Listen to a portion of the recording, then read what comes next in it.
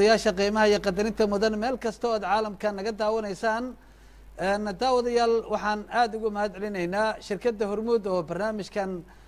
aalaaba qeyb ka qaadata barnaamijkuna waa falanqeynta siyaasadda galmudug sida aad la socotaan dhowaan baarlamaanka galmudug waxa uu qaatay go-aan ka gaaray inuu xilka sii hayo madaxweynaha maamul goboleedka galmudug cabdikariin xuseen guuleed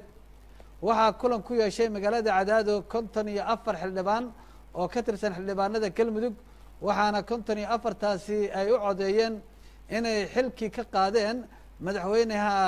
madaxweyne cabdikariin xuseen guuleed oo ay sheegeen inay xasaanadii kala noqdeen hase ahaatee arrintaasi waxaa si weyn uga soo horjeestay madaxweynaha galmudug cabdikariin xuseen guuleed oo isagu ka degay magaalada cadaado waxaa kaloo war-saxaafadeed ka soo saaray madaxweynaha soomaaliya xasan sheekh maxamuud oo isagu tilmaamay in la ilaaliyo xasiloonida isla markaana la eego xaaladda iyo duruufta maanta la taagan yahay oo lagu jiro madaxweyne xasan sheekh hadalladiisa kama muuqanin in uu taageeray baarlamaanka galmudug go-aanadii ka soo baxay haddaba daawadayaal iyadoo ay sidaa tahay ayaan waxaan jeclahay inaan idin soo halkan ku sameyno falanqeyntaas arrimaha siyaasadda galmudug waxaa igala qeyb qaadanaya waxaan jeclahay dhinaca midigta inaan ka bilaabo waa cali seeko oo isagu ah nin hore isugu soo sharaxay ama mas-uul hore isugu soo sharaxay xilka madaxweynaha galmudug ayuu isu soo sharaxay waxaa kaloo dhinac fadhiya xasan maxamed nuur qalaad oo isaguna ka mid ah musharaxiintii xilka madaxweynenimada maamul goboleedka galmudug waxaa kaloo dhinacaan iga fadhiya insha allahu tacaala nabadoon xaad waa nabadoon maxamed xasan xaad ayaa inta iga fadhiya oo odayaasha iyo nabadoonada dhaqanka qeybna ka ah guddoomiyena ka ahaa odayaasha u ahaa haddana u ah waxaa kaloo dhinac fadhiya rugcadaaga siyaasadeed maxamed maxamuud guuleed gacma dheere oo isagu hore usoo noqday ra-iisul wasaare dowladdii cabdullaahi yuusuf axmed iminkana weli siyaasadda qeyb ka ah dhammaantiin waa idinku soo dhaweynayaa telefishinka somali cable waxaan jeclahay marka hore inaan ku bilaabo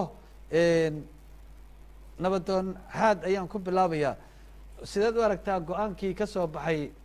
baarlamaanka galmudug 54 idoo la socda in horay markii tartanku uga dhacay u dhex maray xubnihii uu ka mid ahaa cabdikariin guuleed 49 cod ayuu ku soo baxay haddana waxaa la leeyahay 54 ayaa xilka ka qaaday see u aragtaa bismi illahi alxamdulilah wasalaatu wasalaamu calaa rasuulillah wabacd aniga arrintaas waxaan u arkaa inay arrin fudayd ku jiro tahay xilligaana aan munaasib ahayn in dhabahaas loo maro haddii xataa ay wax jiraan marka waxaan u arkaa arrintaas inay totally ay qaldan tahay baarlamaankuna go-aanka uu qaatay uusan ahayn mid oo ummaddaas badbaadin kara oo masiirkeeda mataqaana lagu aamini karo madaxweynaha inuu qalad leeyahay inuusan qalad lahayn waa wax kale inuu shaqadii ka gaabiyey waa logica waa wax dhici kara laakiin xalkii ma loo maray lagu sixi lahay ma aha kaas marka waxaan qabaa baarlamaanku inay fudayd oo galay hawshaas weliba ayaga waxaan isleeyahay go-aankaas ayagu ma lahan dagaalan meeshaas ka dhex muuqda waxaana isleeyahay arrintaas kama mara doorashada lagu qabtay galmudug kol dhaweed reactionka ka dhashay ayaan umalaya inuu qeyb ka yahay dagaaladii dadka xeelka waayey wax sidaas marka baarlamaankaas waxaan isleeyahay go-aanka ay qaateen waa khaldan yahay mid u adeegayana ma aha dowladda galmudug waxaana isleeyahay wuxuu u baahan yahay arrintaas in sidaasi ka duwan loola tacaamulo cabdikariinna anagu mid difaacayno inuu qalad leeyahay wax laga yaabo waa jiri kartaa laakiin dhabbihii lagu sixilay midka hadda ay mareen ma ahan marka waxaan qabaa total arrintaas arrin la qaadan karo oo annagana anfacaysa haddaana galmudug ma ahan saasaan qabaa aniga laakiin muddadii uu xilka hayay marka loo eego galmudug hadda inta ay ka taliso inta ka maqan marka loo eego ma u malaynaysaa in ay sabab u tahay hogaamin xumo in carag ka dhalatay inay tahay ee aanay ahayn wax kale aniga cabdikariin ma qaldamay si munaasiba go-aankii ee dowladnimadii loo xil saaray lagu hogaamiyey ma samaya haddii laga hadla waa wax kale laakiin waxaan hadda ka hadlaynaa sidaan ishuga haddaan ka hadlayno horyaal waxaa weeye go-aanka baarlamaanku uu qaatay asaga uu kalsoon ugala laabta ma saxa mase waa qalad aniga way la qaldan yahay sababteedana waa sheega dastuurka xataa waa ku qaldan yahay saaka waxaan dhegeysanaynay guddoomiyaha dastuurka dowladda galmudug warka ma qabin dastuurka waa ku qaldan tahay weli baarlamaanku fasax uu ku jiray 45 casha guddoomiyaha baarlamaanka dib u dhigay madaxweynuhu go-aanka asaga lagu riday oo xilkala noqoshada warka ma qabin inuu isdifaaco looma siin fursad waa ka maqnay rugta dhan waxaasoo dhan haddii la fiiriyo waxay ogyihiin wax dagaal waay marka qofkan inuu qaldan yahay logical wax jiri kara waay laakiin dhabbihii lagu sixi lahay kan ay saaka mareen ma ahan waxaana qaba qaladka asagoo uu lahay mid ka badan ee iyagu maanta leeyihiin haddii la cabir la saaro muxuu ahay dowladda galmudug yaa wax ka dhibay galmudug yaase wuxuu galay haddii la yidhaah qaladka isagoo uu galay mid ka weyne galeen baarlamaanka saasaan qabaanay waayahay xasan maxamed nuur qalaad oo ka mid ahaa siyaasiyiinta soomaaliyeed ayuu ka mid yahay muddo badan ayuu kusoo jiray raggii musharaxiinta oo la tartamay cabdikariin xuseen guuleed ayuuna ka mid ahaa go-aanka baarlamaanka oo maanta gaaray iyo go-aanka ka soo baxay cabdikariin xuseen guuleed bal ka waran bismillah waxaan dhihi karaa go-aanka baarlamaanku wuxuu ahaa go-aan runtii sharci ah oo sharciyad ku fadhiyo baarlamaanku wuxuu kasoo laabtay fasaxiisii wuxuuna galay kalfadhigii afaraad kulankiisii afaraad ayay ahayd runtii baarlamaanku waxay ahayd si sharciga ayuu u qaatay go-aanka waxayna ahayd xilli loo baahnaa inuu go-aanka qaato oo uu runtii galmudug ay gaartay inay kala daadato oo uu baaba'o systemka marka wax kale may sameynay madaxweynihii ay doorteen oo gudan waayey waajibaadkii loo xil saaray ayay xilkii ka qaadeen wayna ku saxsanaayeen xilli ku habboonna way ahayd waxaana isleeyahay waxay badbaadiyeen galmudug systemkiisiiyoo jira baarlamaankiisiiyoo jira ayay go-aan qaateen inay meesha ka wareejiyaan xil gudasho la-aan madaxweynihii waxaana la dooran doonaa haddii alla yidhaha madaxweyne u shaqeeya dadkiisa iyo dalkiisa oo muxuu ahay gaarsiiya wixii laga rabay inuu gaaro madaxweynihii isaga ka horreeya hadda xilka laga qaado waayahay waxaan u noqonayaa maxamed maxamuud guuleed gacmo dheere waxaan jeclahay in aan weydiiyo adigu siyaasadda wax badan baa kusoo jirta nin aqoonyahanana waa tahay sharciyadda marka laga eego go-aanka baarlamaanku waxaa laleeyahay waa wax ka dhashay caro ka dhalatay qaabka xildhibaanada loo xulayay qaab noocaasa dad ka dhasha wey marka xilligan ma mudnaayeen baarlamaanku inay go-aan noocaan oo kalaa soo saaraan bismillahi raxmaan raxiim sida maxamed xasan xaad mid baan ku raacsanahayo oo waxaa laga yaabaa inay carag ka dhalatay meeshaas waa ku jirtaa waayo wax kastaba ha keeneen haddii marba maamulka meesha jooga hadduu iskhilaafo sharciyadiisa iyagoo sida u dhaqmaan wey waxaana sharci u ah waxa iyaga u yaallo u qoran waan ognahay doorashadii iyo wixii meesha kasoo dhacay adduunka dhan baa xataa diiday wixii cadaada ka dhacay oo doorashada ahaa dadkuna dee dhibaato badan baa kasoo gaartay khilaafkaas waa jiray si kastaba ha noqotee hadda waxa dhacay ee baarlamaanku tallaabada uu qaaday sharciyadiisa waxay u baahan tahay in iyagu ay buugooda wixii ugu qornaa la eego matalba waxaa la leeyahay cabdikariin wuxuu yidhi ma joogin guddoomiyihii baarlamaanka markii la qabanayay iyagu waxay ku doodahayaan guddoomiyuhu imow baa la yidhi waana diiday markaan warsanay wuxuu leeyahy waxaa la leeyahay cabdikariin wuxuu yidhi waan dhegaysanayay wuxuu yidhi meeshii golihii baarlamaanka ahaa meeshii ahayd maxaa la yidhahaa hoolkii laguma qaban shirka ee meel kalea lagu qabtay ayaguna waxay leeyihin hoolkii cabdikariin ciidankiisa baa diiday waana laka soo eriyey awood baa la sheegtay oo xaggaana sharci xaq baan u lahayn sharcigu wuxuu u leeyahay markii mar kastaba sharciga meeshii u mari lahaa haddii loo diido waddada ugu sokaysa ayaa la raacaya matala baarlamaanka waxaa la yidhaahdaa haddii guddoomiyuhu uu diido inuu baarlamaanka jeergareeyo isaga waxaa jeergaranaya xaq loo leeyahay in ku-xigeenkiisa uu jeergareeyo hadduu yidhi anu ma imaanayo ma jeergarayna sharci la-aan waxaa loo leeyahay hadduu maqan yahay inuu jeergareeyo hadday diidaan وإنه هدي سدح ذو قدومي أي ديدان وإنه قف كله برلمان كدورتها شهر قراية معني الله ما حيران كرو قف كله شرعي اسكما يلان كرو تنتو وحن قبا أنيقا مربا هدي برلمانكو dadkii doorta ay gaareen waxa loo baahan yahay in macnaha siyaasadda iyadoo la xeerinayo barnaamijyadu markay yimaadaan wax doon baa la xeeriyaa ninka mas'uulka hoggaanka waxa loo baahan yahay conflict ka soo imaan karta inuu ka hortago si uu ka hor wareego ama uu system u helo si uu meesha ku dajiyo haddii khilaaf dhibaato ay ka timaado oo khaldamaan baarlamaanku waxaa laga rabaa madaxweynaha inuu dul qaato ama baneeyo ama xal kale helo ama qof isku bedelo asoo laga gardaran yahay ayaa la iscasilaa mararka qaar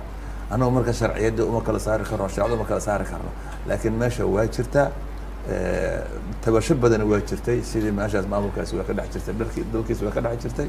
dhibaatada waa ka jirtay shacbiguna out karay badan waa jiray dad badan waxay ku dhalilahayeen waxaa la heshiisiin waaye waxaa isugu guulaysan waaye in dhuusamareeb iyo caada la isu keeno waa lagu dhalilahay madaxweyne dad badan ku dhalilahayaa jiray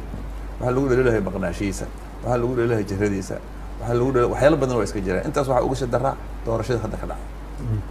shanta gobol meeshii ugu dhib badneed bay ahayd anigu waxaan ka mid ahaa dadka aan meesha teginin laakiin xaaladeeda la socday laakiin mar kastaba ku dadaali jiray in khilaafaadkaas loo adkaysto ee meeshaas aan dagaali ka dhicin ee la laqo la adkaysto baan ku jiray dadka qaranka ka shaqayn jiray waliba dadka qaar ugu eedaan maxaa u qaboojinaysaan dadkana lahaa waayo waxaan diidaynay inuu khilaaf ka dhaco la isdilo dhibaatadaasi waa keeni kartaa marka sida uu xasan xaas sheegay reactionkaasi waa ku jiri karaa meesha dhaliilo kalena waa jiri karaa hadda barnaamijka marka wuxuu u baahan yahay sidii loo nabadgelin karo labada dhinacba in laga shaqeeyo inaan meeshaas dhibaato saa'ida ka sii dhicin laakiin kama dheer meeshaan hadda laba oday oo ama dad inta dagaalamay la heshiisiinayo ma aha meeshaan baarlamaan hadda maanta waxaa la doortay guddoomiyihii baarlamaanka soomaaliya haddii baarlamaanku berrita fadhiistaan oo ay yidhaahdiin guddoomiyahan macnaha sida aan malaynayno ma ahan waan kala laabanay haddana haddii yidhahdeen ma baarlamaanka sharci ah mise waxaa la leeyahay khilaafka ha la xaliyo adigu se waa baarlamaankii hadda shirki kulankiisa u yeeshay go-aan khalad waraaw sidaba ku sheegayaa baarlamaan kastaba wuxuu leeyahay procedure asaga uu samaystay mitaalo marka aan ku keenay anaga baarlamaanadii hadda aan ka mid ahayn qofka maanta baarlamaanka waxaa lagu doortay oo uu ku guuleystay guddoomiyahan jawaari boqol waana ku guuleystay boqolkiiba 50 plus 1 uu ku guuleystay anaga baarlamaanka isla magaca aan ku jiri jirnay ka horeeyay marka koowaad wuxuu ku guuleysanahay 184 ku guuleysanahay u qoreen baarlamaanku marka waxa lagu kala saari karaa sidiisa ma ogol yahay meequu ogol yahay bilood inuu guddoomiye ka maqnaan karo ma ogol yahay guddoomiyuhu inuu isagoo banaanka jooga oo loo ogol yahay marka sharciyad bay ku xiran tahay qof banaan ka xukumi kara ma jiro wax u qoran bay ku xiran tahay iyaga wax u qoran bay ku xiran tahay ma ahana go-aanka lama wax isku standard ma jiro sharciga waa sharci qoran baarlamaan kastaba wax ay qortaan buu leeyahay iyaga waayahay cali sheeko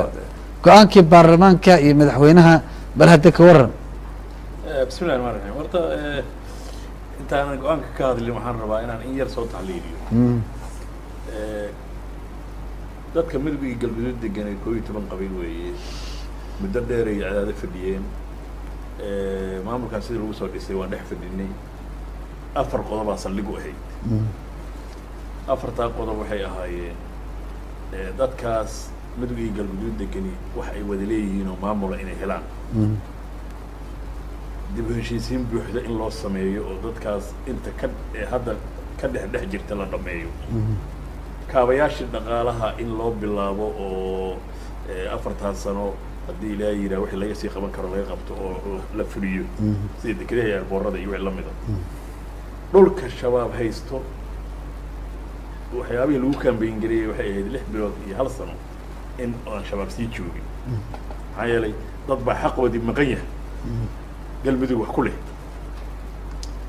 intaaba maamulkii meeshaa ka jiray oo la doortay baqaba sanad iyo 6 bilood yay u tahay bishaan u malaynaya bishii la doortay bishii afraad in la doortaan u malaynaya 7deedii miyaa ma garanayo saas marka waxa weeye dadku way kululaadeen cadaada waxay u gudbi weyday cawd waaqoo markii diyaar ahayd oo wax ka dhisatay ayay u gudbi weydo maalin walba dagaal ka jiraayo galmudug la geyn waayo balanbala la geyn waayo dhuusamareebo markii maqnayd oo khilaafsaneeda lagu guulaysan waayo xataa la isku dayi waayo in wax laga raadiyo waxaasaa horta meeshii yaala dadkii abaaraha ku dhacay waa og tahay hal booyad oo biyaa meel dad dhimanaya ay ku dhimanayaan oo galmudug kusoo qaybsan laba hayo bal raashinkii turkiga kusoo deeqo soomaaliya o dhan loo keenayo halkaa doonta laga saarayo gaal boosaas laga soo dejiyo gaalka ay la keenay baa nin shacaba inta faraha loo saaro baqaar lagu shubay baa maalinba 100 kiish la iibsado ilaa hadda aan hal kiish qof reer galmudug laga siiyo waxaa weeye dhaliiluhu way badan yihiin middan hadda xasan xaad nabadoonka iyo ay sheegaan isla markhaati kaceen meesha way soo geli kartaa anuu kamid maahay dadka cadaadatigo xildhibaanka u doontay laakiin waan ku dhex jiray waa run waa dhib jiray laakiin waxaan usoo noqonayaa waxaasoo jira oo aada og tahay xibin iyo xeeb maamulkii xibin iyo xeeb baarleex qolkii oo jiifay ee uu uga baxay ayuu cabdikariin hadda weli jiifaa wax lagu daray hal qoloo lagu daray ma jiro baarlamaanka hal sano iyo 6 bilood jooga ayaa waxaa loo sameyn waayey guriga filada cadaada waxaa lagu dhisaa 18 kun 20 kun ayaa waxaa loo sameyn waayey koronto inta loo soo xiro hool ay ku shiraan oo qurxoon iyo 3 xafiiso oo dadka wax u qoraya u fadhiistaana loo sameyn waayey waa 20 kun qatar 20 kun hal sano iyo 6 bilood horta meesha maamul kama jirin maamulna hadda kama jiro waxaa ka jira waxa weeye hadda waxaa ka jira magacii iyo baarlamaankii 89 ahaa okay soo gudub arrinkan dhacay horta waxa weeye mar haddii waxaa lagu celceliyey waa dagaal mar haddii la diriro horta isha igu dhufan iyo afka igu dhufan ma jirto baarlamaanku isagaa doortay waxaan u malaynayaa dad gaaraya ilaa 6 ilaa 5 ayaa madaxweyne u tartamay cabdikariin baarlamaanku ayagaa kala dhex baa u doortay dadkii la tartamana waa hambalyeeyeen baarlamaankii shalay doortay maanta ima ridi karana meel ay ku qoran tahay ma jirto waxaan rabaa inaan in yar tilmaamo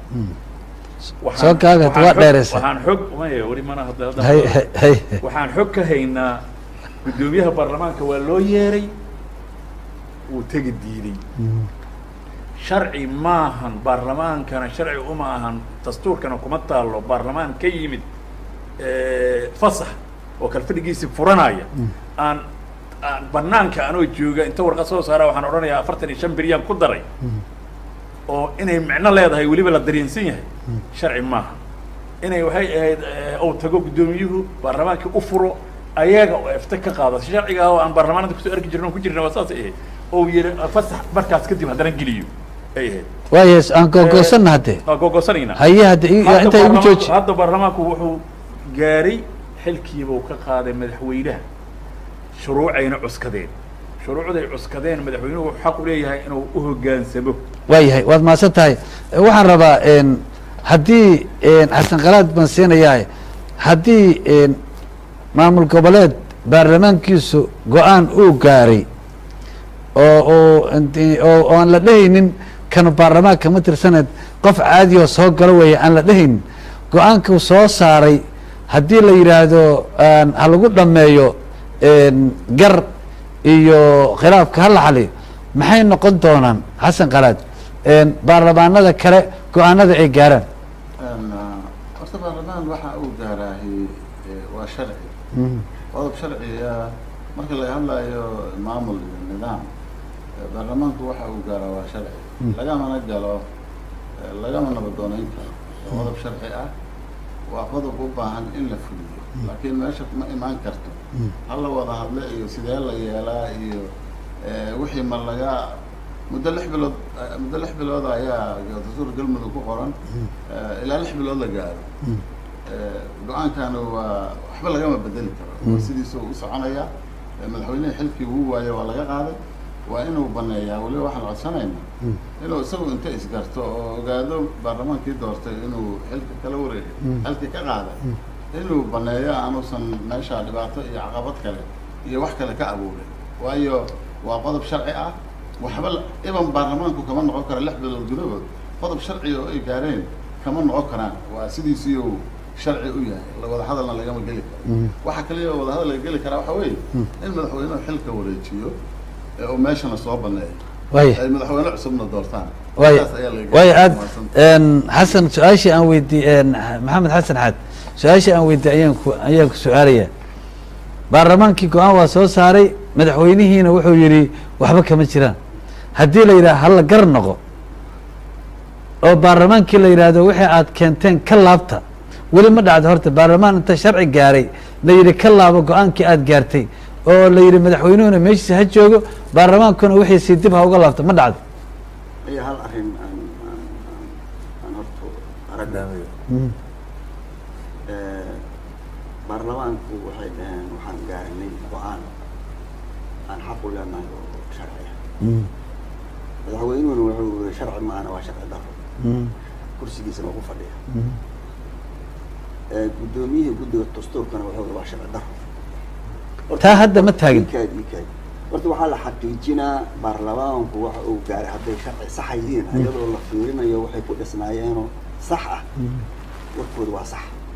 hadday baarlamaanku dagaalameen oo aysan sharci u fiirineen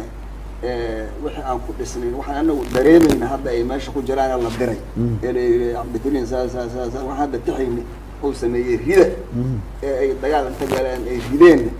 ayuun dastuurkii aan maaragtay war ka haynin oo wuxuu ka reebaya wuxuu fasaxaya aan war u haynina may laakiin hal baan ka dhex galo mar waliba waxaa la xaqiijinaya may aan mid kaa dhex galo baarlamaanka soomaaliya 3 meelood 2 dastuurka u qoran waxaa waye madaxweynaha waxaa lagu karidi karaa 3 meelood 2 si baarlamaankan ogaan haddii baarlamaankan wuxuu ka kooban yahay 80 iyo dhowr uu ka kooban yahay maya baarlamaanku waxaaba jirta mar inay fariistaan aysan sax ahayn oo shaqo ku fasaxin aysan fasaxba xaq u lahayn waxaa jirta yaa fasaxu ka imaanaya fasaxu ka imaanaya waxaa jirta cid asaga inay shirka ay furaan ay sharcigu ay ka mid yahay oo haddaysan ay furo uusan sharci noqonin waxaa jirta meel haddii aan shirka uusan ka dhicin aysan munaasib noqonin annagu ilaa carta ilaa hadda waxaan ku dhex jirnay khilaaf baarlamaana ku dhex jirnay wax badana nooga baxsan noomana cusbootan hadda midda koobaad maaha arrintaani waxa weeye horta nimankaani waxay abuureen dhib iyo dagaal ay abuureen ay galeen aniga saan qabo ujeeda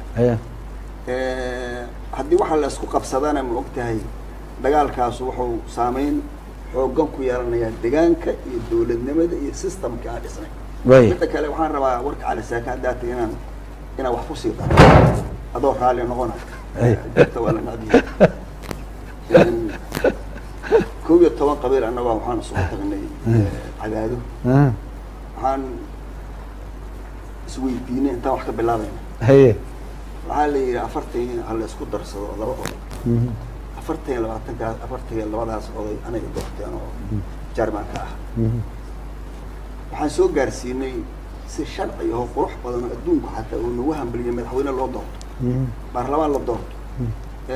waxaan ka dhicin jamhuuriyadda inteeda kale ama dowlad gobol intooda kale annagoon meesha ka muujin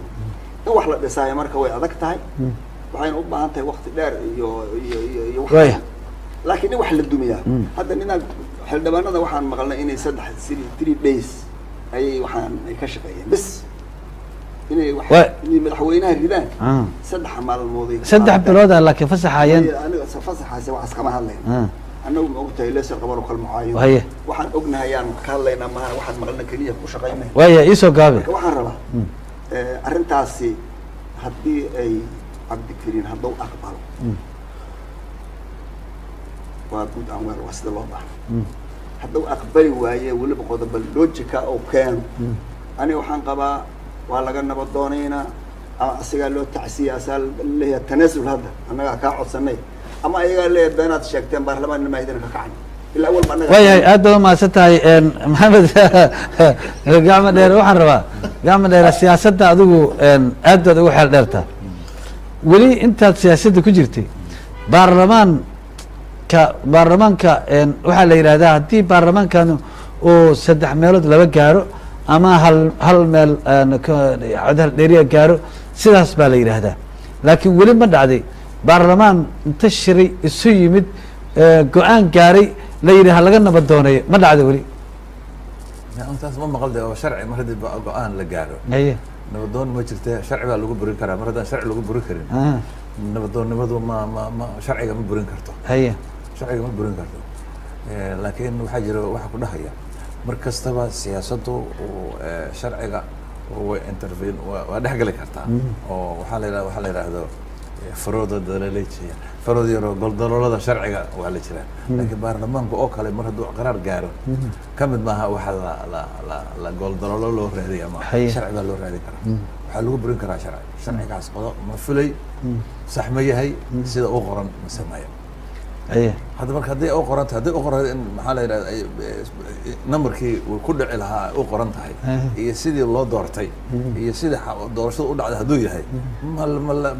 ma laga nabad doonan karo laga nabad doonan kara waxaa la dhihi karaa madaxweyneha haddii uu diiday inuu madaxweynaha lagu khasbay in la yidhah anaga raalli ahow meesha sharci baa jira waayahay tan ku salay marka tan hadda ka dhacday galmudug ku salay marka ma sharci baa mise waa sharci daro waa ku sheegay waxaan ku eray sharciyada waxay ku xiran tahay wax ku qoran laakiin aniga mar si odagoo kale suu sheega hortiis waay haddii anaga ka nabad dooneen la yidhaahdo cabdikariim maan dhihi laha iska tag haye marka easiest way waay mogta macnada macnaha waxaan ka hadlayaa waa maslaxa loo baahan yahay marka caynkaas oo kala tagto isma kun iyo kow iyo khaldan mogtahay haye cabdikariim wuxuu xaq u leeyahay inuu yidhaahdo buuggaas qodobkaas aan haystaa oo sharcigaas daraga ku fadhiya haye waa la burin karaa hadduu sharciga ku fadhiyo waa waxa iyaga u qoran laakiin annagu nin kaloo ku dhihi kara inaan sharciga aqoonin ma ku dhihi karo laakiin mar hadday conflictigaana dhacdo caruurtaada waxaa la rabaa aduu madaxweyne tahay meeshiina waa dhacday sidaana ku dhacdayba xataa hadday gardaro kugu dhacaan xisdiyan waxaa ah moogta laakiin waxaan rabaa haddii maamul goboleed weeye waxaa baarlamaanka wax gaaray haddii maamul goboleedkaasi laftirkiis wuxuu hoos tagaa dowlad dhexe soo ma dowladda dhexe madaxweynaheeda ama ra-iisul wasaaraheeda faragelin ma ku samayn karaa arrinta waaya sida noo qoran ma ku samayn karaa waayahay waxaan rabaa ku celiyo adigoo xaad baan mar siinaya xaad meel walboo la aada dadka nabad doonaya ayaad ka mid tahay marka haddii aana ayagu dhexdooda aysan isxalinin muxuu yahay qorshihiina qorsheena waxaa weeye annaga inaan fargeli ku samayno haye maxaa yeele marka hore moogtaa iyo waxba jirin aan annaga waxaan usoo keenno yagaleelo intaan soo gaarsiin laakiin hadda waxaad jira oo isqabsaday waa ka sahlanta inta hore laakiin hadda adigu waxaad aaminsan tahay in baarlamaanka uu khaldan yahay baarlamaanka aniga waxaan aaminsanahay inay khaldan yihiin maxaa yeelay wax siday wuxuu rideen si sudfaa oo annaga nala fudud marka annaga waxaan noo muuqda dhibka horan ka soo marnay marka wax la dhisay maanta marka waxaan intaas dhisnay inay intaas oo fudeedkaas ay ku dumaan annaga waa nala khaldantaa midda kale hal shay aniga waa ii muuqataa ma madaxweyne kale dooran kara hal shay waa ii muuqataa waan dooran karaa laakiin doorashadiisu tiyoo kale maaha doorashadiisu ma iska doora maaha haye midda kale kalaftiisa waa hadda siyaasada meesha gashay moogta haye siyaasaduna maray sharciga ka adag tahay ujeeda waaya oo waxaad aragtaa adduunka ku socda marka siyaasiyan ninkaan hadduu taageero helo meesha fadhiyo laga kici waayo annaga waxaan dhisnay annagu moogtaa kursi taraadin mayno ninna wax lama rabno laakiin waxaan rabnaa xal inaan meesha ka helno waxa hadda aan isu sheegayno naga baqday waay aad baad umahadsantay marka waxaan diidaynaa systemki inuu cudur yeesho oo waxaan la xallin karno ay kusoo baxaan oo isqabsi oo meesha ka yimaado istaasa waana muuqataa hadda bilowgeeda waaya aad baad umahadsan tahay cali seeko sida uu sheegay xaad rugcadaagun uu ka dhawaajiyey hadda galmudug hadda si laabla kacayay arrintan u dhacday sida muuqata oo markii la ii sheegay oo la ii yeeray oo ay yidhaahdeen barnaamijka noocaasaan samaynayna waxaa u dhexaysa hal maalintii ku xigtay go-aanka la gaar adigoo eegaya qaabkii galmudug lagu soo dhisay macnaha sida haddana la doonaya in la ballaariyo oo meelo badan ay ka maqan tahay miyaanay habbooneyn in baarlamaanka uu dib u fadhiisto ama guddi siyaasiyiin inta tagaan ay arrintan xaliyaan intii la dhihi lahaa madaxweyne si lagu soo doorto la ogyahay xilkii ha laga qaado bismillah ar horta waa mahadsan yihiin odayaashu laakiin hadalkooda rabaa inaan dib ugu noqdo xoogaa yar haye horta cabdikariin hadduu yidhi meeshii wax lagu doortay meeshii maaha isagaa diiday meeshii in wax lagu doortay oo ciidan dhigay waxaa dhacday guddoomiyaha meesha sheergaraynaya gurigiisa in inta ciidan lagu wareejiyey dadkii magaalada deganaa ay dhagax ugu wareejiyaan ciidankii haye anaga xogaalana dastuurka galmudugna waxaa ku qoran meel alla meeshii munaasab u ah inuu baarlamaanku fadhiisan karaa ku qoran haye sharci waaye baarlamaanka haddii meeshay fadhiisan jireen olba kuma qornayn meeshaanay fadhiisan kuma qornayn haye meeshay fadhiisan jireen oo xubin iyo xeeb iska lahaa jirtay haddii baarlamaanka laga xirtay meel kale ay tageen haye waana fadhiisteen taas horta waa sharciga taas waaye waxaa ii soo hartay midaan nabad doonaynta horta haddaanan maamul u baahnayn oo baarlamaan u baahnayn oo jag and balance u baahnayn oo inaan dawladnimo aan hagno oo wax gaarno aanaan u baahnayn dee nabadoonadu marka hore maxay u xalli waayeen hawshaan oo iyagu dawlad uga haawaayeen meesha mar haddii dawladu meesha timaado dawlad waa la dhisaa marka hore waa la heshiiyaa wax waa la isu keensadaa laakiin markii dawladi timaado meesha nabadoon meesha waa ka baxay lama rabo moogtahay inaan ku warwareegno meel aan waxba jirin dawladaa jirta sistemaa jira baarlamaanaa jira madaxweynea jira golo wasiiraa jira waa shaqo tagnay already waxa waaye waa isxukumayna moogtahay nabadoon iyo waxaas iyo hawlahaas waa ka baxna baarlamaanka saa madaxweyne doortay isagaan laga rabaa jaga balance inuu sameeyo madaxweyne inuu controlo wax laablakaca aad ku celcelisayna aan marka rabaa inaan taabo wax laablakac la yidhaahda ma jiraan mooshinkii labaad saddexaad hadduusan ahayn mooshinkii labaad oo cabdikariin laga geeyo wey haye ma garat haye cabdikariin intaasoo soo ba'naa haddii nabadoon jiro muxuu markaa loo qaban waayey shaqadan oo loo waxin waayey waxa weeye iyadoon nin jeclaysi la fiirinayn oo aan la fiirinayn hebelow waxa maanta meeshaas ka jira waa galmudug oo magac ah iyo 89 baarlamaanka ahayd oo 11 qabiil isku darsatay waaya wax kale haddii lagu warwareego anu waxaan qabaa oo nabadoon iyo siyaasi iyo howlahaas lagu wareego waxaan qabaa ewelba aad la isu laba joogin si fiican waaya aad ma santa xasan waxaan rabaa haddii waan naqaanaa baarlamaanada qaarkood marka la dhiso xoogaa jeebka la isu geliyaa war iga qalay saaxiibo ayaa la yidhaahdaa haddana guddoomiyihii waa ka soo horjeedaa baarlamaanka guddoomiye ku-xigeenkii iyo rag la socday iyo adigu 54 ay ahaayeen haddii hadda cabdikariin inta u tago ama maamulka la dhex galo raggii ay yidhaahdeen war heedha waa khaldanee ana iyagu ay dhahaan waa khaldanee aan dib u fadhiisano maxay taa noqonaysaa arrintaas waxay noqonaysaa arrin hadda aan nidaam sharciga looma lego horta guddoomiyaha isaga ayaa mooshin ka yaala isaga guddoomiyaha baarlamaanka galmuduga mooshinaa ka yaala intii aan kalfadhigu xirmin kalfadhiga afraad ayaa xildhibaanada mooshin kasoo gudbiyey markaa mooshinaa ka yaala sharcigan xaq uma leh inuu isagu shir guddoomiyo oo muxuu ahaa uu shirkaba shir guddoomiyo waa xaq u leh guddoomiyaha koowaad ku-xigeenka koowaad xaq u leh isagaana shir guddoomiyo mar haddaan marka dawladnimo iyo ka hadlayno baarlamaan iyo nidaam iyo system shaqeeya odayaalku waajibkoodii waa soo guteen waxay soo xuleen xildhibaanadii shirkay ay qabteen xaad waa run odayaashii soo dhis oo kamid ah nin oday oo ahaa waajibaadkoodii waa soo dhamaystireen waxay soo dhiseen xildhibaanadii markaa kadibna hadda nidaam dawladeeda loo gudbee nidaam oday iyo nidaam nabadoon go-aan gaaray baarlamaankii gudoomiye ku-xigeenkii koowaad ayaa runtii jaargareeyey guddoomiyahuna maba jaargaray karin isagu waxaa ka yaalay mooshin fasaxna ma aanan bixin karin waaya xoogaalnimadiina kolleba waa joogtaan baarlamaanka horta baarlamaan mushaar iyo khidmad iyo xaafiisya leh oo 1 sano iyo dhowr bilood maadaama uu joogay ma aha isagu oo lacag qaadan jiro walba sidaa ma aha baarlamaanku runtii meesha dhanba nidaam darro ayaa muxuu ahaa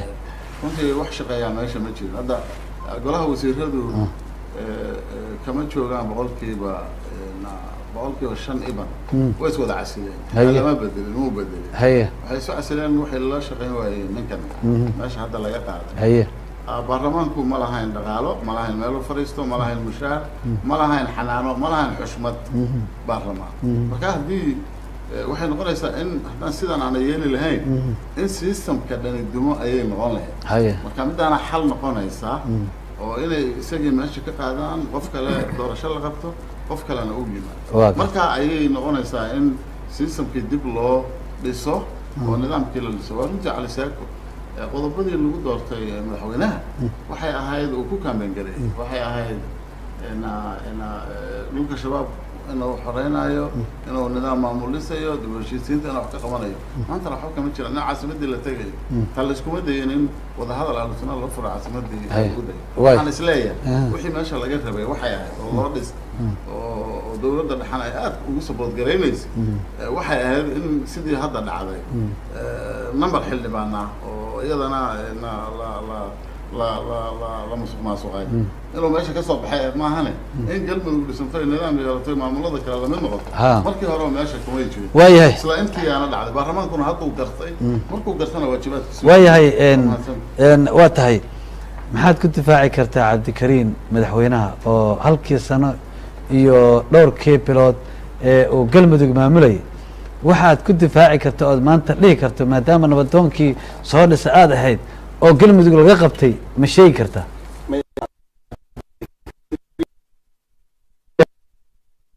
hogaanka haye rabaa inaan caddeeyo haye saaxiibaday waxaan ka rabaa laba un mid in la helo cabdikariin hadduusan aqbalin su-aalan idin weydiina waay hadduusan xilka qaadidii baarlamaanka uusan aqbalin oo uu meeshii sii fadhiyo meesha la aadaha ayago hadda halkan xamar iyo joogan waxay leeyihin kursiga ha ka tago baarlamaankiiyo ka diiday asaga doortay iyaga marka inuu aysan ka aqbalin meeshay taallahay ma ogta horta waxaa nabadoonay naga xiga su-aal ayaga weydiinaa waay taas waa mid haye midda labaad waxaa weeye meesha dagaala ka jira waxaan waa wax dagaal slogan dagaaleed baarlamaanku xilka qaadista waa la duray gudoomiyihii guddiga dastuurka dureeru ma waafaqsana sharciga anaa gudoomiye ka ah dastuurka guddigiisa mana ka warqabo wax meesha lagu sameeyey madaxweynihii mooshin baaba ka yaala lagu yiri asaga soo gudoomiye soo maahan xubin baarlamaan kamid ah ma joogin hadda asaga shaqo kuma xubin waa hadda xubin xoog yahay waa laga tegay u kaadi dastuurkii u haystaa xubin miyaa war miya dastuurka dhamaan lagu dhisnaayo u haystaa gacanta ku hayo asaga gudoomiye ka yahay marka waxaa la rabaa waxa moogtaa aan sheegaynaa inay dhabbay qaadaan way ku horeeyaan annaga waxaan rabnaa dawladnimo dawladnimadii hadday sidaan aad sheegaysan ay ku soco karto guud aan weer cabdikariin waxaa laga rabaa hadduu aqbalo saasay ku dhamaanay hadduu diido ma weydiinaa su-aasha wadada noo furan marka waan marayno ii weydiin ma weydiinaa mase gacma dheeran weydiin haye soo gaabante wadada sheeg haye waxaan iskugu nimid oo 11 qabiil aan u ahayn oo cabdikariin xilka loogu dhiibay oo 89 xildhibaan u dooranay oo waxay ahayd sharci inaan isku maamulno cid ka xoog badani ma jirto wax la isku hoggaansan yahay waa wax lagu dhiibto hoggaana oo maamul oo sharciya haddii maamulkii shalay lagu doortay lagu sacbiyey maanta inta wax qaba weyda lagaala noqday aad layma ridi kala tiraahdo de gurigaaga aadaysa anigan gurigahana aadayna waxba dhib ma jiro marka nabadoonada waxaa laga rabaa nabadoonada waxaa laga rabaa sida guudanka hadda ukaadi nabadoonada waxaa laga rabaa nabadoonada waxaa laga rabaa wixii shalay ay dhisayaysan maanta dubin waa u jeedaan waxa socda shalay hadday cabdikariin qaba waayeen indhahoodana ay shanta ahaayeen hal sana iyo 6 biloodna baarlamaanka u dul qaadanaya iyo dadka shacabka ahaayo Soomaali oo midowga galguduud deganaa meeshiina hadda in lagu kala tago ay sii marayso baarlamaanka haddii maanta ilaahay garansiiyey inay ninkan ka wareejiyaan meesha waxaa la rabaa inay baarlamaankii waa ku diiday shala ku doortay meeshana waa laakiin su'aal ka wareeg inay dhaanaan maadaama saana hadlaysid xasan hadduu arrimihiisa marta maahan meesha waa lagu kala tegaa maaha galmudug waa maamul dhisan oo sharci lagu kala tegi maayo waxaa ka tegaya ninka qofka kaliya waxaana harayaa dadkii maamulkan dhistay iyo baarlamaanka ay dhisteen sida ay ku tagayaanna waxa weeye oo adeerxaad markaa u banaan inaanu dhihin baarlamaankii waa qaldan yihiin oo maamulkii waa qaldan yihiin inuu cabdikariin uu gacanta u haatiyo oo yidhaahdo hadday goor tahay waxaan kaa rabnaa inaad meesha ka wareegto wayna dhici doontaahoo meesha waa laga soo wadayaa xabad iyo dagaalna maaha waxaa kasoo wadaya dee dadkii maamulka dhistay ayaa kasoo wadalaya cabdiraxmaan waa laga qaaday cabdikariin meesha isaga wuuna tegi doona haye waad usoo laabanaysaa laakiin waxaan rabaa haddii madaxweynuhu oo isagu xalisto baarlamaankiisa iyo wixii ka taagnaa iyo khilaafaadkii ka dhex taagnaa haddii uu isagu xalisto oo uu yidhaahdo walaalayaalow anigu saana khaladkaasaan galay waxaas baan galay ayaguna ay isxaliyaan waddada ay ku soo celin karaan oo go-aankooda uga laaban karaan maxay tahay waa isxaliyeen waddan bay u baahan yihin may hadda maxay samayn karaan hadday isxaliyaan oo heshiiyaan si kasta ha ku heshiiyeen hadday heshiiyaan waa heshiiyeen hadda sooma inay fadhiistaan sooma mama se ayaga u taalla hadday heshiiyaan heshiiskooda maxaa tiri may de go-aana idaacadiya laga sheegay hadday xaliyaan baa tiri may hadduu madaxweynuhu inta u tago uu isxaliyo maxay tahay sharciyadda u furan baarlamaankii shalay riday sharciyadda u furan maxay tahay sharci waxaan ku eray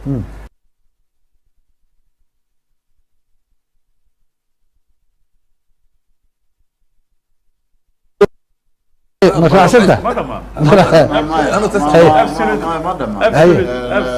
waana kaga soo horjeeda sharcigaas waa dhacay baa dastuurkeena ku qoranta dastuurkeena ku qoranta maya laakiin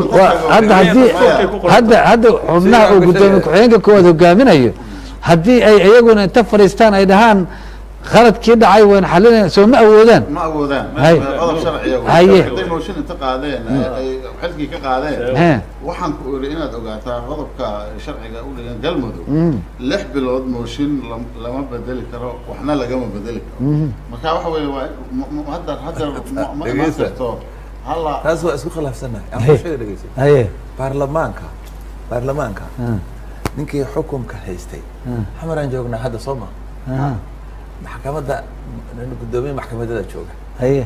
hadduu guddoomiye ma joogo guddoomiye adeero maamulba lama dhisin ma ka hadlayo wareerkii waalidow shaqalay ka hadlayo caado maaha xamar baa jooga soo guddoomiye maxkamadda sare ma joogo waa jira soo ma dalka oo dhan hadduu dalka oo dhan soo ma haddii maxkamadda xukunto waa xukuntayno haba ugama jiraan dhegeysadee maxkamadda ma shacbiga wuxuu dhahay qaaliya waa gar daran tahay oryahay maxkamadda Stuuriya waxa uga jiraan baarlamaanku wuxuu waa codeeyey sharci baan ku codeeya buu yidhi hadduu yidhaahdo intay isgarto uu yidhaahdo khalad baan ahayn anugu oo madaxweynuhu ka dhaadhiciyo oo iyagu dhexdooda ka laabtaan yaa baarlamaanka xukumahayo eryahaya iyaga oo eryahayo la hadlayo la xisaabtamaya ma shacbiga ul qaadana mudaaharaad ku samaynayo so something else waa la samayn karaa mudaaharaad shacbigu waa leeyahay mudaaharaad laakin legally way heshiiyeen nimanka waxay ku heshiiyeen maya mid kalaan sheegayna maya laakiin shalay public meel public ah ayaa lagu sheegay oo go-aankii gacanteegaa la sheegay ma dib ay u fadhiisanayaan qabiir xagga sharciga ahaa baarlamaanaana gaarin aniga ma sharci ma ka hadla maya waana isgarana ana waa sharci kuma oranin ana waa sharci kuma oranin laakiin nin baa inta laalush la siiyo qaato sharciga ka booda baarlamaanka hadday sharciga ka boodaan ninka wuxuu ku yidhi afsan carabiga kuula hadlay hadduu guddoomiye inta tago isxaliye macnaheed waa maxay hadduu isxaliye waa isxaliye sharci lagama hadla xalku firi maya xalku waa inuu isagu meesha ka tago ninka maanta madaxweyne maba haba hadda madaxweyne maaha anagu hadda kama hadlayno nin madaxweyne waxaan ka hadlaynaa nin oo baarlamaankiisi isaga doortay xilka uu ka qaadaan ka hadlayna dhegeyso waxay isku xalli karaan adigu hadda ma aaminsan tahay in cabdikariin uu weli madaxweyne yahay aniga ha cabdikariin madaxweyne yahay ma aaminsan laakiin dood baa taal ilaa asagoo ka garwaaqsado ilaa asagoo ka garwaaqsado weli waa taagan dood baa taagan sharcigu waa taagan ogow sharcigu waa ma diidahay inaad taagan tahay marka hadde constitution baa jira marka hadde baarlamaan haddiiba uu macnaha hadday baarlamaanada waa aragnay Gambia maxaa ka taagan haye Gambia maxaa ka taagan Gambia hadda waxaa ka taagan madaxweynihii markii hore inta guuleystay inta waa laga guuleystay ayuu dib haddana wuxuu yidhi dhigama guuleysan waa taagan misal waliba hadda waxaa jira dagaal waa tii oo kale waa tii waxaan ku eegay hadday marka reer Gambia ay yiraahdaan ama kii kale tanaasulo yiraahdo anigu waa tanaasulo marka iska jooga u yiraahdo oo shacbigu yiraahdaan okay way marka xal lagu gaaro la yiraahdo shacbiga Gambia la diray mise baarlamaanka la diray hadda heerkaas ma taagin hadda heerkaas ma taagin haddeertan soo Mareykanku iskuma qabsan Trump iyo la iskuma qabsan lama dheen waa la hagareeyay harshar waa la hagareeyay waa controversial ku wajira laakiin qola tanaasulshano ma gartaan macnaheedu ka hadlaya hadalka saad u dhigteen ama sharci kama hadal waxaa tiraahdaa hadday is afgartaan waxay isku afgartaan sharci ayagoo waxay isku afgartaan baarlamaanka iyo madaxweynuhu hadday is afgaran waayaan marka waa isku afgartaan waa tahay haddii xildhibaanada iyo madaxweynuhu is afgaran waayaan haddii wax is afgarada mama haye ralla waxoogaa warka noo qaybiyaa la yidhi marka balukaadiye haye واكسي beeri laba shay wax kama dhexeeya hadda taagan meesha hadda taagan tahay laba shay wax kama dhexeeya heshiis ayagu inay galaan marka horeba anaga waxaan aaminsanahay baarlamaanku inay heshiis xamar ka dhacay oo ayaga qolo kale heshiis cadaad ku tagaan anagu saasaan aaminsanahay xogteeda hayna haddeer ma haddii sidaas oo kale cadaada ku heshiiyaan madaxweynaha iyo baarlamaanku oo wax fududaadaan waa sida loo baahnay hadday fududaa weyso sidoo isugu qataaraadaan waxaan nabadoonnimo ahayn guddi oo xal raadina oo markaas bulshada dhexdeeda laga soo xiro oo qaybaha bulshada ka kooban oonu aragna inaysan ayagu danley ahayn ay xaldoon yihiin guddi saas aan marna laga maarmin oo madaxweynahana wax ka maqli karo baarlamaankuna wax ka maqli karo inta la isku daro xal raadiyo markaas meeshaas xal ka keenay haddii taas laga fiirsado haddii taas laga fursado laakiin tan malatan maanta dhacday oo go-aanka ay baarlamaanku gaareen haddii ay dhaqan geli weyso haddii ay socon weyso sidee lagu aamini sidee mar dambe inta baarlamaan u fadhiisto oo maaragtay madaxweynuhu ceyrinayaan madaxweynaha hadduu go-aankii asagoo weliba waxay isku harqeysaan is afgarad iyo sharci baa isku harqay labadaas kala saara is afgarad haddii xaaladda maanta taagan sharci markii loo eego wax qoraa wuxuu yiri kaba mahayad harag waqtiga jiidaysa ma yahay qolaa lix waqtiga jiidaysa haddii sharciga la galo ogta macnaha waa sharci taasib haddii sida hadda barsiin aad maqlaysay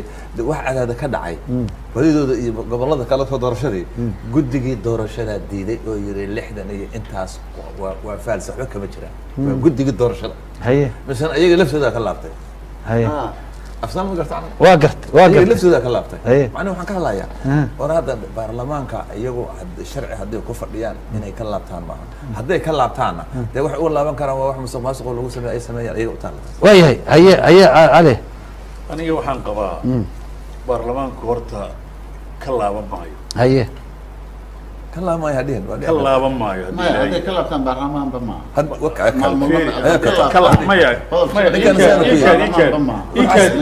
baarlamaanku horta ka laaban maayaan baarlamaankii ka laaban maayaan haye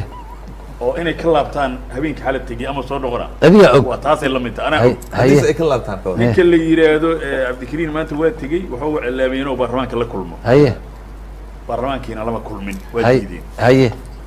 guddi doorashana waa la qabtay haye already guddi doorashay baarlamaankii qabteen haye baarlamaankii qaab dawladeed ay u socdaan oo dhaqmayaan haye cabdikariin halkaan uu fadhiyaayo oo aniga wax laygama qaadin mana layga qaadi karo taagan yahay haye waxa kaliya oo dadka u banaan waxa weeye doorashana dhacaysa waxa kaliya oo dadka u banaan waxa weeye haye meesha doorasha ka dhacaysay cabdikariin dani ay ka hayso ka soo wadato meesha may laakiin anagu waa naqaan sida gacmo dheeraysan wax kale oo meesha yaala oo dawladnimo ah ma jiraan cabdikariin waa madaxweynihii hore galmudug cabdikariin waa madaxweynihii hore galmudug maanta caawa madaxweyne maaha haye ma garat warkayga haye markii xilka laga qaado cabdikariin inuu yiraahdo 3 bilood emergency kusoo rogay galmudug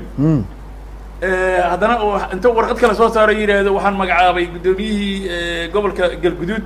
iyo gudoomiyihii maxkamadda sare howlahaas oo galo waa waxa waaye nin qaado xumbo waayahay waxaan rabaa insha allahu tacaala inaan barnaamijka wax yar baa iga dhiman dhowr daqiiqa ayaan haystaa dhowrkaas daqiiq ya haye waxna waa muxuu ahay dagaal iyo qof nacayb waxna waa saaxa lagu heli karaa iyo waxaan qiyaasta maxay ku dambayn doon aniga cabdikariinna hadda si gaar u difaacana difaac iska dhig ma yaran difaac ceeb ma laakiin hadda saas uma socdo cabdikariin si gaar u difaac ma laakiin waxaa iga muuqda waxaa meesha ka muuqdaa si ku dhamaanaya iyo siisa ku dhamaanay cabdikariin inuu meesha ka taga ma rabo haddaan la isugu tegin oosan helin dad meesha ka qaadi kara baarlamaanku go-aanka ay gaareen uga tegi maa meesha haye baarlamaankana annaga waxaan aaminsanaha isaga ayaga inuu ayagu ay jilcan yihiin oo ayaga in ka laabta la yidhaha ayaga in ka laabta la yidhaah iyo cabdikariim meesha inuu ka tago waxaa sahlan ayaga in ka laabta la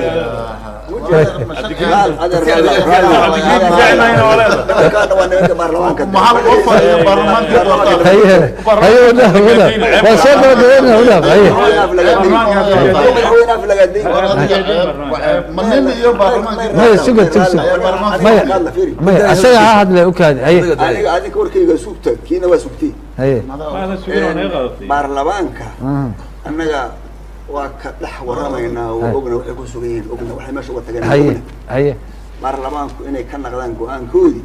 ayaa ka sahlan cabdikariim kursiga inuu baneeyo haye mujada waa garta haddii ay taasu dhici weydo waxa soo labeeya waxay noqonaya in naga laba duuniya noqonaya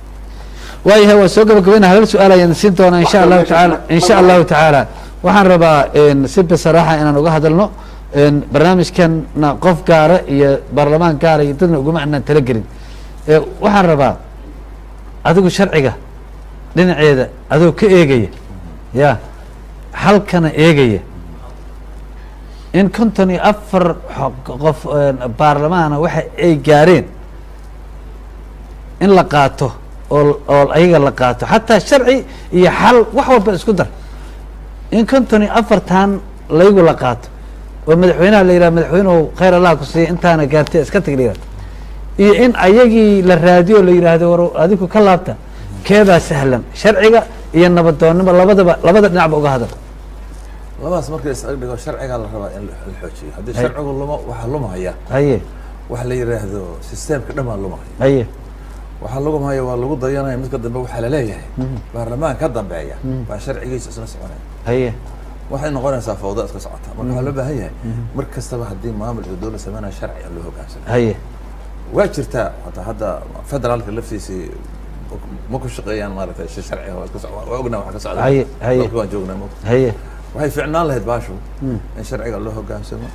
sharcigu siduu yahay loo hoggaansamo hadduu baarlamaanku 54 xibnood sharcigu hadduu ogol yahay inay ku ridi karto haye waa in uu hoggaansamaa cabdikariim uu ka tagaa meesha haye haddii aanay ku ridi karinna waa in baarlamaanku uu buriyaa sharcigu ka booday la ogolaado marka waa in dhinaca sharciga laga eegaa in baarlamaanku ridi karo baashu halkaasay ka fiican haye haddii sida uu sheegahayo sharci ma jiray waan iska joogahaya cabdi hadduu yidhaahdo taasi waa sheeko kale odayaal iyo sheeko kale hawlo kale gelaysa taas haye haye haye waaya waa dhamaatay adigu hal daqiiqaadna haysataa haye inaan caqliga iyo aqoonta aan la dad baan dhegeysanaya dadweynaha haye haye waa inaan caqligeena iyo aqoonteena aan ka tegin haye in baarlamaanka meesha uu ka in baarlamaanka la buriyo iyo cabdikariim meesha laga wado xaad in baarlamaanka ay jilicsan هذا عقلنا ماشي كمان موجود الشرعنا كمان موجود هي هل قف iyo baarlamaankii doortay xilka ka qaad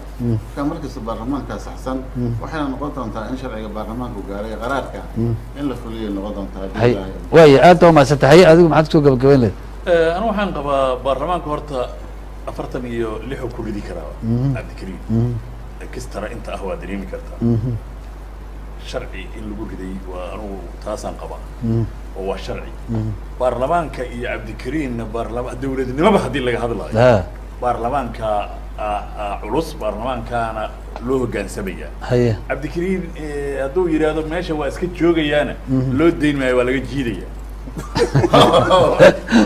haye adiga noo soo gabagabay marka way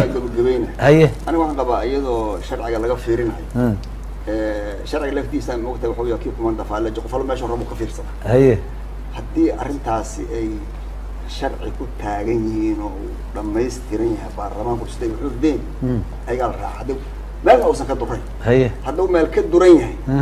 ya cabdikariim la socoshaa cabdikariim iyo baarlamaanka way isu miisaamaynaa أنا وحنا قبل إن برا. بابا قدين تاسو بيسامع. هذا شرع وح الجوري ده. بابا قدين هنا نتاجت هاي. حد شرع وح الجوري. شرع هذا وح الجوري ده. والله تدقى وماشي سياسة وتمد الله تدقى على أما تنقر وتمد الله تدقى على وكنا بدوني. واي. مركز دولتي أنا قلبي يقول أنا بدوني. واي. هذا ما سنتين واي هذا ما سنتين. daawadayaasha qiimaha iyo qadarinta mudan meel kastoo caalamka naga daawanaysaan iyadoo dhinaca kalena aaladda facebooka dadku ay aad nooga daawanayeen in sha allahu tacaala waxaan aada ugu mahad celinayaa martida caawa barnaamijka igala qayb gashay anoo ku bilaabaya dhinacan xasan maxamed nuur qalaad oo isagu ahaa musharax horay musharaxiintii galmudug uga tirsanaa markii cabdikariin xuseen guuleed loo dooranayay madaxweynaha galmudug waxaa kaloo la fadhiya cali seeko oo isagu ku dhawaaqay inuu u sharaxan yahay markii hore xilka madaxtinimada galmudug hadda waad musharaxanta wayahay may adaa oo sheego wayahay waxaan kaloo aan aada ugu mahad celinayaa maxamed xasan xaad oo ah nabadoon guddoomiyihiisa ooma tihiin golaha waa tahay guddoomiyaha golaha beelo kamida beelaha soomaaliyeed ya waa tahay ra-iisul wasaarihii hore ee soomaaliya rugcadaas siyaasadeed wax badan sharciga ka yaqaana maxamed maxamuud guuleed gacma dheere ayaan isagana aada ugu mahad celinaya waxaan u mahad celinayaa shirkadda hormuud oo ah shirkad weyn oo casri oo caalami ah isla markaana noo fududaysay barnaamijkan tooska ah ee aad telefishinka somali cable caawo aad ka daawanayseen iyo hoteelka quruxda badan ee afrig oo isaguna noo saamaxay in aan ku qabano barnaamijkan waxaan kaloo u mahad celinayaa cameraman saalax farsamo yaqaan maxamed ciise iyo weliba farsamo yaqaan hashim dhinaca magaalada london cabdisamed iyo maxamed yare ayaan iyagana aada ugu mahad celinaya daawadayaasha qiimaha iyo qadarinta mudanow barnaamijkan intaan mid lamida ku kulmi doono waxaan idinkaga tegayaa sidaa iyo nabadgelyo wasalaamu calaykum waraxmat ullahi wabarakaatu